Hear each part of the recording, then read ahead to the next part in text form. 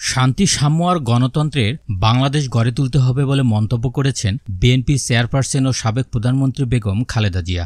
আজ বিকেলে রাজধানীর নয়াপল্টনে বিএনপির সমাবেশে খালেদা জিয়া এসব কথা বলেন। রাজধানীর এভারকেয়ার হাসপাতাল থেকে তার বক্তব্যটি রেকর্ড করা হয়। রেকর্ডকৃত ভিডিও প্রচারে তিনি তার বক্তব্য রাখেন।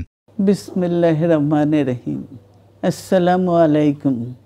দীর্ঘদিন অসুস্থ থাকার পর আপনাদের সামনে কথা বলতে পারার জন্য আল্লাহর কাছে শুকরিয়া আদায় করছি। বৈষম্য বিরোধী ছাত্র আন্দোলনের নেতৃত্বে ছাত্র জনতার গণ অভ্যুত্থানের বিষয়ে বিএনপি চেয়ারপারসন খালেদা জিয়া বলেছেন, এই বিজয় আমাদের নতুন সম্ভাবনা নিয়ে এসেছে। দীর্ঘদিনের নজিরবিহীন দুর্নীতি, গণতন্ত্রের ধ্বংসস্তূপের মধ্য থেকে আমাদের নির্মাণ করতে হবে এক সমৃদ্ধ বাংলাদেশ। বীর সন্তানরা মরণপণ সংগ্রামের মধ্য দিয়ে এই অসম্ভবকে সম্ভব করেছে। শত শত শহীদদের জানাই শ্রদ্ধা।